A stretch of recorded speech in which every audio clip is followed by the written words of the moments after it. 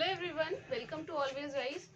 आज हमारे बीच डॉक्टर जुएल राणा है, जिन्होंने पीएचडी किया है जेएनयू से and right now he is doing post doc from IIPS. तो आज हम लोग कुछ बात करेंगे कि जेएनयू का पीएचडी का एंट्रेंस क्लियर करने के बाद भी, मतलब कि आपका रिटन क्वालिफाई हो जाने के बाद जो वाइवा की का जो प्रेशर होता है उसको कैसे देखना है, आपको प्रिपरेशन कैसे करनी है, सिनॉप्सिस कैसे प्रिपेयर करना है, ये सारी बातें आज हमको बताएंगे और in a very easy way, because we are also like you people only. तो चलिए हम स्टार्ट करते हैं। Juel, please give your some introduction please. Yes, as she said that we have completed our PhD from Center for the Study of Regional Development, School of Social Sciences, Jawaharlal Nehru University. Currently, I am working as a postdoctoral fellow at the International Institute for Population Sciences, Mumbai. I have submitted my thesis in 2019 and I have been awarded in 2020. So now, since we have experience in this field, Sakrin feels that we are the good candidate for this type of advice. And so thing is that since you have perhaps qualified this written exam, so now uh, interview is coming, I think, ahead. So thing is that in interview a couple of things need to be considered, particularly one is proposal, that is main important component, and another is subject knowledge. Perhaps some of the faculties may be interested to know the depth of the candidate, that how much the candidate knows about the subject. uh, uh, CSRD actually comprises three subjects, that is these are geography, economics and population studies. So perhaps if you are going for uh, you know for if you have applied for PhD position in geography, then perhaps they may ask the related subject depth in geography or maybe in population studies. So that is one thing. And that is another part is confidence. Sometimes what we feel that हम लोग क्या सोचते हैं कि जो rural area से लोग आते हैं या छोटा छोटा यूनिवर्सिटी से लोग आते हैं, वो कई बार कॉन्फिडेंस फील नहीं करते हैं, तो उनको थोड़ा सा डर लगता है उसको जो आंसर दे रहा है कि कैसा आंसर दे रहा है। तो ये चीज़, जैसे मेरा एग्जांपल है, मैं एक बहुत ही छोटा सा यूनिवर्सिटी से आया था, स्टेट यूनिवर्सिटी से। आप लोग जानते होंगे भागलपुर यूनिवर्सिटी, तिलकामाझी भागलपुर यूनिवर्सिटी। तो वो पूरा पढ़ाई हिंदी में होता था। तो मुझे याद है जब मैं जेएनयू के लिए एमफिल पीएचडी इंटीग्रेटेड कोर्स के लिए इंटरव्यू दिया था, तो 10 लोग बैठा हुआ था पैनल में। मुझे बहुत कुछ पूछ रहा था, तो मुझे कुछ कुछ नहीं आता था, कुछ कुछ आता था, लेकिन कॉन्फिडेंटली जवाब दिया था। जो भी आता है कॉन्फिडेंटली दिया, उसमें से कुछ अगर गलती भी है तो वो चलेगा, लेकिन कॉन्फिडेंटली बोला है, जो आता है वो आता है बस। So that is the thing. और वहाँ पे yes, the part is another part is proposal में कपल ऑफ थिंग्स है। जैसे प्रपोजल में जनरली पहला जो देखता है वो ऑब्जेक्टिव देखता है, टाइटल देन ऑब्जेक्टिव, सीधा ऑब्जेक्टिव में जाता है या रिसर्च क्वेश्चन में जाता है कि रिसर्च क्वेश्चन क्या है, रिसर्च क्वेश्चन या ऑब्जेक्टिव। सो ऑब्जेक्टिव में देखने के बाद ही जाता है कि ये ऑब्जेक्टिव क्यों रेलिवेंट है, राइट? कितना रेलिवेंट है अभी का कॉन्टेक्स्ट में, कितना बड़ा रिसर्च प्रॉब्लम या प्रैक्टिकल प्रॉब्लम को सॉल्व करने जा रहा है। सो उसके लिए थोड़ा सा बैकग्राउंड जानना ज़रूरी है कि क्या क्या रिसर्च हो चुका है इस फील्ड में। सो जो रिसर्च हो चुका है उसके कॉन्टेक्स्ट में ये जो करंट रिसर्च होने वाला है, जो ऑब्जेक्टिव है, कौन सा गैप को सेटिस्फाई कर रहा है, कौन सा गैप को फिल कर रहा है, वो एक चीज़, एक थॉट दिमाग में रखना होगा कि ओके, अभी तक ये रिसर्च हुआ है, लेकिन इस टाइप का रिसर्च नहीं हुआ है। So I want to fill this gap. So this gap need to be identified, right? So हो सकता है कि आप नहीं जानते हो उतना जितना प्रोफेसर लोग जानते हैं, लेकिन आप जितना जानते हैं उस जानने के अंदर में कौन सा गैप है, मतलब वो लोग जानना चाहता है कि आप रिसर्च क्वेश्चन जो फ्रेम करते हैं या ऑब्जेक्टिव जो बनाते हैं उसका बैकग्राउंड कैसा आया, आपका उसके बारे में, इस प्रोसेस के बारे में अंडरस्टैंडिंग क्या है। सो ये थोड़ा प्रोसेस उन लोग शायद समझ सकते हैं इसमें। सो और जो टाइटल होता है जनरली, टाइटल जनरली क्रिस्पी होता है एंड मीनिंगफुल होता है, राइट, छोटा होता है, राइट। एक एक टिप्स यहाँ पे है, कुछ कुछ लोग ऐसे करते हैं कि टाइटल में एक ट्रिकी वर्ड रख देते हैं जहाँ से क्वेश्चन पूछने लगते हैं, इंटरव्यू बोर्ड में जो जो रहता है। सो आप चाहे तो वहाँ पे एक ट्रिकी वर्ड या कैची वर्ड या अनकॉमन वर्ड डाल दीजिए जहाँ से वो क्वेश्चन पूछेगा, वहाँ से किस टाइप का क्वेश्चन पूछ सकता है उसको प्रिपेयर करके जाइए। सो काइंड ऑफ क्वेश्चन लीक, है ना, कि आप अनकॉमन डाल दिए, उसको जस्टिफाई कर रहे हैं, तो वो एक इंटरव्यू बोर्ड में अच्छा आपका इमेज क्रिएट करता है, अच्छा इमेज बनाता है। सो वो पॉजिटिव पॉइंट रहेगा। और हाँ, आपको बोला ऑब्जेक्टिव तक। अब आता है कि जो ऑब्जेक्टिव है या रिसर्च क्वेश्चन है, राइट। सो इस रिसर्च क्वेश्चन को एड्रेस करने के लिए, इस रिसर्च क्वेश्चन को आंसर करने के लिए आप क्या करेंगे, राइट। मे बी आप डेटा लेंगे कहीं से, मे बी सेकेंडरी डेटा और primary data, right. Secondary data में मोस्टली क्वांटिटेटिव डेटा, आपका सेंसस हो सकता है, आपका NFHS हो सकता है, NSSO हो सकता है, ISDS हो सकता है, और इस टाइप का जो भी डेटा अवेलेबल है इंडिया में या बाहर, जहाँ का भी रिसर्च एरिया में, रिसर्च स्टडी एरिया में आप काम करना चाहते हैं, राइट। सो वो एक गया आपका सेकेंडरी डेटा। और दूसरा आता है प्राइमरी डेटा। प्राइमरी डेटा में क्वांटिटेटिव हो सकता है, क्वालिटेटिव हो सकता है। सो आप किस टाइप का डेटा आप कलेक्ट करने जा रहे हैं अगर प्राइमरी डेटा है तो, राइट। तो मे बी आप हो सकता है कि मिक्स्ड मेथड यूज कर रहे हैं। मिक्स्ड मेथड मतलब कुछ क्वांटिटेटिव डेटा और कुछ क्वालिटेटिव डेटा। तो कौन सा ऑब्जेक्टिव के लिए क्वांटिटेटिव डेटा होगा, कौन सा ऑब्जेक्टिव के लिए क्वालिटेटिव डेटा होगा। सो ये एक पूरा फ्रेमवर्क रिसर्च प्रपोजल में भी होना चाहिए और आपका दिमाग में भी होना चाहिए, ताकि वहाँ से क्वेश्चन पूछे तो आप आसानी से जवाब दे सकें, राइट। और फिर आ जाइए कि डेटा अगर आपको मिल गया, क्वालिटेटिव हो क्वांटिटेटिव हो, देन मेथड, है ना, रिसर्च मेथड। सो रिसर्च मेथड में कौन सा मेथड लगाएंगे, राइट। आप प्रिपेयर किए होंगे कि रिसर्च मेथड में क्या क्या है स्टैटिस्टिकल एनालिसिस के लिए। आई मीन अगर कोई भी रिसर्च क्वेश्चन एड्रेस करने जा रहे हैं तो पहले उसका क्या नेचर है, यू नो, स्टडी एरिया का क्या नेचर है, उसके लिए हम यूनिवेरिएट स्टैटिस्टिक्स देखते हैं, राइट।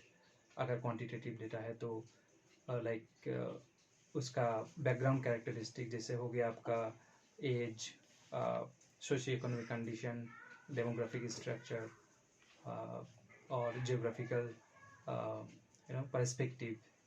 सो ये सब एक चीज़ to understand the data and study area एक होता है। एक अगर हाँ, अगर बाइवेरिएट मल्टीवेरिएट एनालिसिस होता है, बाइवेरिएट एनालिसिस होता है। सो बाइवेरिएट पहले आता है कि अगर हम एनालिसिस एसोसिएशन देखते हैं कोई ऑब्जेक्टिव के लिए, राइट, तो हम बाइवेरिएट में देख सकते हैं। सो वो फिर से वेरिएबल के ऊपर डिपेंड करेगा कि किस टाइप का मेथड लगेगा। अगर कॉन्टिन्यूस वेरिएबल है तो कोरिलेशन देख सकते हैं बाइवेरिएट के लिए, कैटेगरिकल है तो काई स्क्वायर दे सकते हैं, फिर आपका टी टेस्ट आ जाएगा। तो कहने का मतलब है बाइवेरिएट के लिए सर्टेन मेथड है, उसको आप अप्लाई कर सकते हैं। फिर आपका इधर मल्टीवेरिएट एनालिसिस हो गया, राइट। सो मल्टीवेरिएट में आपका रिग्रेशन है, राइट। जनरली अगर आप स्टेट यूनिवर्सिटी से आते हैं तो जनरली हम लोग को रिग्रेशन पढ़ाया जाता है, राइट। वो रिग्रेशन आप लगा सकते हैं बेसिकली। उसके बाद लॉजिक रिग्रेशन, उसके बाद प्रॉफिट रिग्रेशन, वो सब थोड़ा सा देखना पड़ेगा कि कौन सा मॉडल कहाँ पे फिट होता है, थोड़ा सा देखना पड़ेगा और देख के फिर आप उसको बना सकते हैं। सो ये हो गया आपका statistical analysis to address certain question. फिर आपका कुछ प्रपोजल में आप एक्सपेक्टेड फाइंडिंग्स भी लिख सकते हैं। जनरली हम लोग शायद तो नहीं लिखे थे। हाँ, कंक्लूजन नहीं लिखते हैं। हाँ, कंक्लूजन नहीं लिखते ये हैं। स्पेसिफिकली बता देना जरूरी है क्योंकि हाँ, कुछ बच्चों लिख देते कंक्लूजन हैं लिख देते हैं। हाँ, तो कंक्लूजन नहीं लिखना है, इसको ध्यान रखना है। हाँ, और सो हाँ, कंक्लूजन तो कभी नहीं, क्योंकि हमारे पास रिजल्ट नहीं होता है, राइट। हमारे पास एक्सपेक्टेड रिजल्ट हो सकता है। एक्सपेक्टेड रिजल्ट मतलब बोल सकते हैं कि हम क्या सोचते हैं, राइट। एक चीज मिस कर गए, hypothesis, right. What is hypothesis? Hypothesis is a formal statement कि what we believe, like what we say about something, mainly about relationship, right. So for instance, one can say that दो common variable है, right. एक बोल सकता है कि एक under nutrition का इंडिकेटर है, जो कि एक हेल्थ का एक अच्छा इंडिकेटर है, या मोर्टालिटी रेट हम ले लेते हैं। सो एजुकेशन के साथ मोर्टालिटी का अगर रिलेशनशिप देखते हैं तो जनरली ऐसा होता है कि जो हाईली एजुकेटेड लोग हैं उसके अंदर मोर्टालिटी कम होता है, राइट। और जो लो एजुकेशन, जिसके पास कम एजुकेशन होता है उसके पास उसमें मोर्टालिटी ज़्यादा होता है। सो इसको अगर हाइपोथेसिस हम रखें तो किस तरह से रखेंगे, लाइक कि mortality rate among the higher educated people is lower as compared to the lower educated people. So this is a formal statement. So this is a hypothesis. अगर हम उस तरह से देखें स्टैटिस्टिकल पॉइंट ऑफ व्यू से, तो वहाँ पे एक नल हाइपोथेसिस आता है और एक अल्टरनेटिव हाइपोथेसिस आता है। सो यहाँ पे एक चीज़ इंटरेस्टिंग है कि नल हाइपोथेसिस को हम रिजेक्ट करने के लिए नल हाइपोथेसिस को फ्रेम करते हैं, और अल्टरनेटिव हाइपोथेसिस को हम रखते हैं, जिसको हम फॉर्मल स्टेटमेंट की तरह रखते हैं, उसको अल्टरनेटिव हाइपोथेसिस। अगर हमारे पी वैल्यू और सिग्निफिकेंट लेवल में अगर हमारे क्रिटिकल वैल्यू के अंदर नहीं आता है तो हम उसको रिजेक्ट कर देते हैं। तो ये एक थॉट है। तो वो बोल सकते हैं, पूछ सकते हैं हाइपोथेसिस के बारे में कि आपका हाइपोथेसिस क्या है, हाँ, और अल्टरनेटिव हाइपोथेसिस क्या है, नल हाइपोथेसिस क्या है। सो इस तरह से जा सकते हैं। और फिर से आते हैं लास्ट में रिजल्ट सेक्शन में, एक्सपेक्टेड फाइंडिंग आप लिख सकते हैं, एक्सपेक्टेड रिजल्ट लिख सकते हैं कि आफ्टर आप जो कर रहे हैं, रिसर्च कर रहे हैं, उससे जो रिजल्ट आने वाला है वो रिजल्ट किस तरह से आने वाला है, राइट। कैसा आप सोच रहे हैं कि ऐसा आएगा, बाद में कैसा रिजल्ट आएगा नहीं आएगा वो अलग इश्यू है, लेकिन अभी आप क्या सोच रहे हैं ये आपको पूछ सकता है। और वो जो रिजल्ट आएगा वो रिजल्ट कैसे हमारे पॉलिसी में इन्फ्लुएंस कर सकता है, या तो वो रिजल्ट किस तरह से हमारे जो एग्जिस्टिंग रिसर्च थियोरिटिकल एक ओवरव्यू है उसमें किस तरह से कंट्रीब्यूट कर सकता है, एक थियोरिटिकल कंट्रीब्यूशन कैसे कर सकता है वो रिजल्ट। सो एक रफ दो चीज़, एक रफ थॉट रखना है, ताकि एटलीस्ट कोई अगर पूछ दे तो आप बता सकते हैं कि हाँ इस तरह से हमारे रिजल्ट इस तरह से पॉलिसी में कंट्रीब्यूट कर सकता है, या एक research problem, theoretical research gap को फिल कर रहा है, इस तरह से आप बोल सकते हैं। सो यही मेनली आपका होल प्रोसेस है प्रपोजल का। सो प्रपोजल मतलब ये होता है कि एक आपका थॉट है जिसमें आप काम करना चाह रहे हैं, तो इसमें कंक्लूजन में हम अभी इस स्टेज में नहीं आ सकते हैं। या so I need to ask one thing more कि इंटरव्यू जाने से पहले क्या क्या चीज़ों को हमें ध्यान में रखना चाहिए इन जनरल, नॉट ओनली कि जेएनयू का वाइवा है या फिर आपका कहीं का भी वाइवा है, इन जनरल भी अगर कोई हम इंटरव्यू देने जा रहे हैं या कोई वाइवा देने जा रहे हैं, डीयू का वाइवा देने जा रहे हैं या कहीं का भी, तो कुछ चीज़ों को हमें ध्यान में रखनी चाहिए। तो वो कुछ चीज़ें अगर आप बताएं तो। या सो भाइवा देते वक्त जैसे मैं पहले ही शुरू किया था प्रपोजल बताने के पहले कि दो चीज़ की सब्जेक्ट डेप्थ। कई बार कुछ प्रोफेसर पूछते हैं कि जिस एरिया में आप काम करने जा रहे हैं उस एरिया में आपका कितना दखल है, कितना नॉलेज है, कितना वो चीज़ चेक करते हैं। सो आप उसको आप कॉन्फिडेंटली जवाब से दे सकते हैं। सो कॉन्फिडेंस रहना बहुत ज़रूरी है।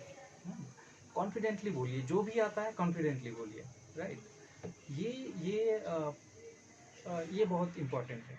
और दूसरा कि प्रपोजल के आसपास जो प्रपोजल जिस टॉपिक में है पर्टिकुलरली उस टॉपिक के आसपास जितना क्वेश्चंस है, जितना सब्जेक्ट रिलेटेड इश्यूज है, ठीक है, सराउंडिंग एरियाज है ना, उसको ध्यान देना बहुत ज़रूरी है, राइट। तो ये दो चीज़ बहुत ज़रूरी है। कॉन्फिडेंस रहना बहुत ज़रूरी है। जो आता है बोलते जाए, है ना। जैसे मैं बताया कि मैं एक स्टेट यूनिवर्सिटी से आता हूँ। सो आया था तो मुझे कुछ नहीं पता था, लेकिन मुझे क्या कर सकता है, बहुत तो वो सिलेक्ट नहीं करेगा ना, नहीं करेगा। उसके बाद अलावा उसके पास कुछ नहीं है, राइट। नहीं करे, लेकिन हम जवाब देके जाएंगे। So kind of that. तो that so in this way आप दे सकते हैं। सो मैं उस टाइम सेम ईयर में मैं DU में इंटरव्यू दिया था। तो DU में मुझे पूछा गया था, मैं क्या बोला था, समथिंग लाइक इन्फेंट मोर्टेलिटी का डिटर्मिनेंट्स। सो मैं कुछ बोल दिया था कि I want to find new problem in infant mortality, new factor in infant mortality.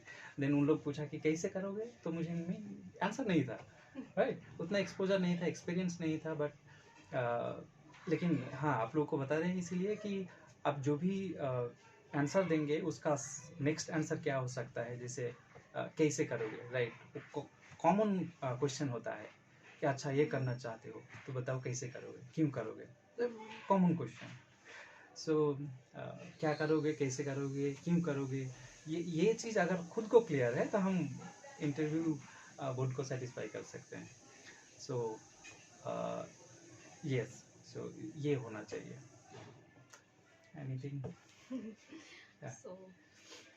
So thank you so much. तो हम लोग यहीं तक रखते हैं आज का सेशन। अगर आपको कोई भी डाउट लगता है, अगर कोई भी ऐसी चीज़ मिस हो गई है तो आप कमेंट सेक्शन में हमको पूछ सकते हैं। I will try to answer.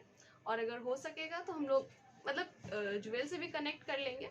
But अगर आपको लगता है कि कोई भी डाउट हो तो आप कमेंट सेक्शन में कमेंट करके पूछ सकते हैं हमको। Thank you so much. Bye bye, take care.